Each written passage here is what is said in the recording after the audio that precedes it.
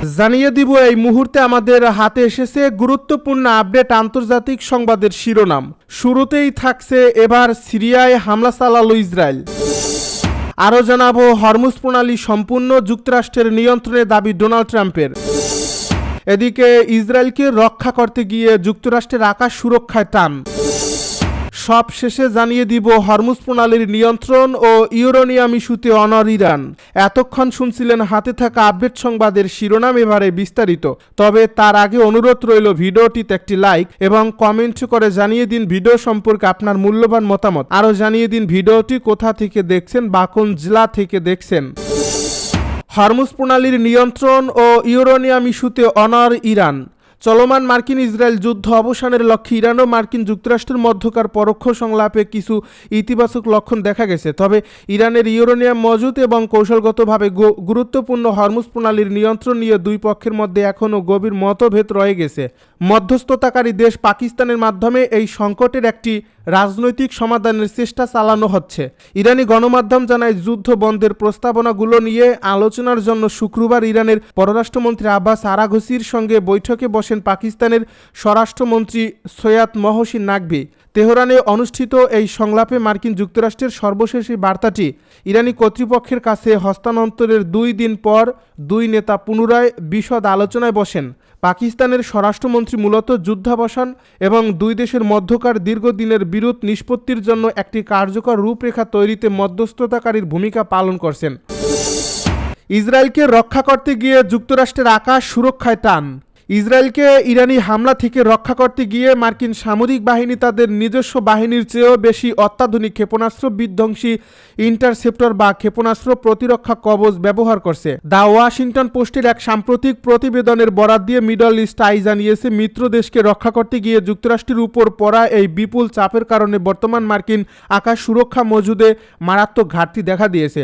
যুদ্ধের চরম উত্তেজনার সময় উপসাগরীয় অঞ্চলের জন্য মিত্ররা ইন্টারসেপ্টর ব্যবহারের অনুরোধ জানালে মার্কিন প্রশাসন তা প্রত্যাখ্যান করতে বাধ্য হয়। এর বিপরীতে ইসরায়েল অবশ্য তাদের ঘনিষ্ঠ আরব অংশীদার সংযুক্ত আরব আমিরাতকে রক্ষায় আয়রন ডোম ব্যাটারি ও সামরিক কর্মী পাঠিয়েছিল। এ প্রতিবেদনে বলা হয়, ইসরায়েলের সুরক্ষায় মার্কিন বাহিনী 2 শতাধিক টার্মিনাল হাই অল্টিটিউড এরিয়ার ডিফেন্স থার্ড ইন্টারসেপ্টর উৎক্ষেপণ করছে, যা পেন্টাগনের মোট মজুদের প্রায় অর্ধেক। এর বাইরেও পূর্ব ভূমধ্যসাগরে মোতায়েন করা যুদ্ধজাহাজ থেকে আরও শতাধিক স্ট্যান্ডার্ড মিসাইল 3 এবং স্ট্যান্ডার্ড মিসাইল 6 ইন্টারসেপ্টর ছুড়ছে যুক্তরাষ্ট্র।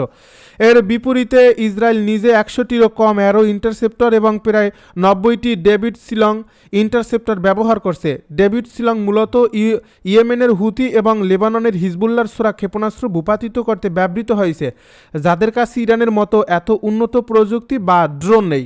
ওয়াশিংটন পোস্ট এই পরিস্থিতিকে দুই দেশের সামরিক সম্পর্কের ক্ষেত্রে একটি অসম বা একতরফা গতিশীলতা হিসেবে উল্লেখ করছে। থিঙ্ক ট্যাঙ্ক কুইন্সি ইনস্টিটিউটের নির্বাহী ভাইস প্রেসিডেন্ট তিত্রা পার্সি সামাজিক যোগাযোগ মাধ্যম এক্সে বিষয়টিকে স্তব্ধ করার মতো বলে মন্তব্য করেছেন। তিনি উল্লেখ করেন, এই পরিসংখ্যানগুলো দেখার পর অনেকেই যদি ইরান যুদ্ধকে ইসরায়েল প্রথম নীতি হিসাবে বিবেচনা করেন, তবে তা খুবই স্বাভাবিক, কারণ ইসরায়েল নিজে যতটা ইন্টারসেপ্টর ব্যবহার করছে, যুক্তরাষ্ট্র তার চেয়ে অনেক বেশি অত্যাধুনিক ক্ষেপণাস্ত্রের মজুদ শেষ করছে কেবল ইসরায়েলকে বাঁচাতে।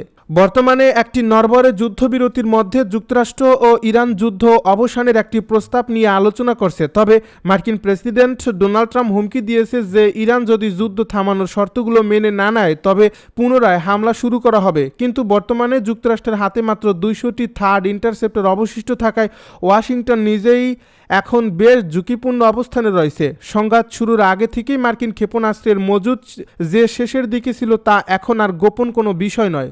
চলমান এই লড়াইটি মূলত একটি প্রতিযোগিতার রূপ নিয়েছিল, যেখানে যুক্তরাষ্ট্র ও ইসরায়েল চেষ্টা করেছিল ইরানের ভেতরে থাকা ব্যালিস্টিক ক্ষেপণাস্ত্র বা উৎক্ষেপণ যানগুলো ধ্বংস করতে, আর ইরান চেষ্টা করছিল মার্কিন, ইসরায়েলি ও উপসাগরীয় দেশগুলোর ইন্টারসেপ্টরের মজুদ ফুরিয়ে যাওয়া পর্যন্ত টিকে থাকতে। নিউ ইয়র্ক টাইমসের গত সপ্তাহের এক প্রতিবেদনে জানা গেছে, যুদ্ধ শুরুর আগে ইরানে যে পরিমাণ মোবাইল ক্ষেপণাস্ত্র উৎক্ষেপণ যান এবং ক্ষেপণাস্ত্রের মজুদ ছিল, তার প্রায় 70% এখনও অক্ষত রয়েছে। হরমুজ প্রণালী সম্পূর্ণ যুক্তরাষ্ট্রের নিয়ন্ত্রণে দাবি ডোনাল্ড ট্রাম্পের। নৌ অবরোধের মাধ্যমে অন্তত গুরুত্বপূর্ণ জলপথ হরমুজ প্রণালী এখন সম্পূর্ণভাবে ওয়াশিংটনের নিয়ন্ত্রণে রয়েছে বলে দাবি করছেন মার্কিন প্রেসিডেন্ট ডোনাল্ড ট্রাম্প।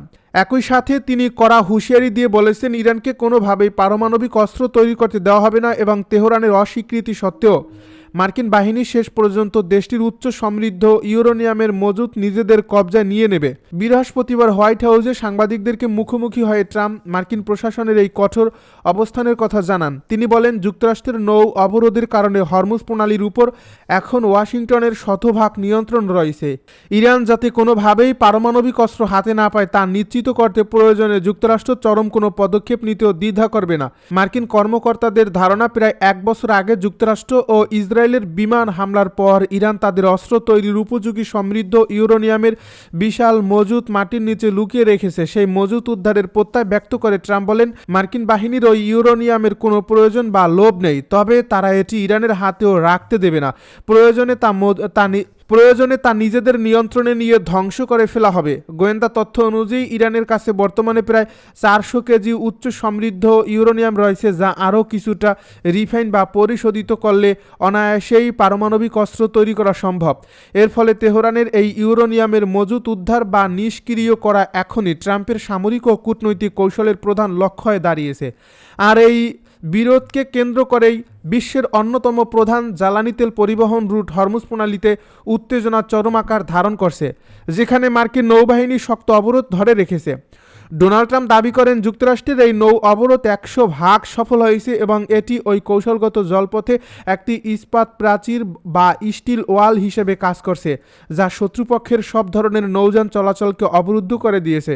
তবে এই কঠোর অবরোধের মধ্যেও ডোনাল্ড ট্রাম্প উল্লেখ করেন যে ওয়াশিংটন আন্তর্জাতিক এই নৌপথকে উন্মুক্ত ও শুল্কমুক্ত দেখতে চায়, যাতে আন্তর্জাতিক জাহাজ চলাচল স্বাভাবিকভাবে চলতে পারে। এদিকে ওয়াশিংটন ও তেহরানের মধ্যে পর্দার আড়ালে কূটনৈতিক যোগাযোগ চললেও ইরান নিজেদের অবস্থানে অনড় রয়েছে। বার্তা সংস্থা রয়টার্স ইরানি সূত্রের বরাত দিয়ে জানিয়েছে, ইরানের সর্বোচ্চ নেতা মোস্তফা খামেনির পক্ষ থেকে স্পষ্ট নির্দেশনা দেওয়া হয়েছে যে দেশের সমৃদ্ধ ইউরেনিয়ামের কোনো অংশই যেন সীমানার বাইরে না যায়। চলমান এই কূটনৈতিক সংকটের মধ্যেই পাকিস্তানের সেনাপ্রধান তেহরান সফর করছেন। মার্কিন পররাষ্ট্রমন্ত্রী মার্কো রুবিও পাকিস্তানের এই মধ্যস্থতার প্রচেষ্টাকে স্বাগত জানিয়ে আশা প্রকাশ করছেন যে এই সফরের মাধ্যমে চলমান কূটনৈতিক অচলাবস্থা কাটানোর ক্ষেত্রে হয়তো ভালো কোনো অগ্রগতি আসবে। এবার সিরিয়ায় হামলা চালালো ইসরায়েল। দক্ষিণ সিরিয়ার দেরা অঞ্চলে ইসরায়েলি বাহিনী গোলাবর্ষণ চালিয়েছে বলে জানা গেছে।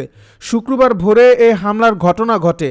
সানার প্রতিবেদনে বলা হয়, দেরার পশ্চিমাঞ্চলের ইয়ারমুক বেসিন এলাকায় মারিয়া ও আবদিন গ্রামের মাঝামাঝি কৃষিজমি ও বনাঞ্চলে গোলা নিক্ষেপ করা হয়। এ ঘটনায় তাৎক্ষণিকভাবে কোনো হতাহত বা বড় ধরনের ক্ষয়ক্ষতির খবর পাওয়া যায়নি।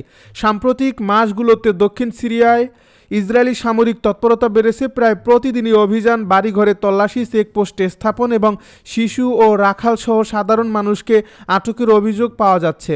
2024 সালের ডিসেম্বরে বাশার আল আসাদ সরকারের পতনের পর ইসরায়েল 1974 সালের বিচ্ছিন্নকরণ চুক্তি কার্যত বাতিল করে ঘোষণা করে এবং সীমান্তবর্তী বাফার জোনে অবস্থান নেয়। নতুন সিরীয় প্রশাসন ইসরায়েলের বিরুদ্ধে কোনো হুমকি না দিলেও আসাদ সরকারের পতনের পর থেকে সিরিয়ায় একাধিক বিমান হামলা চালিয়েছে ইসরায়েল।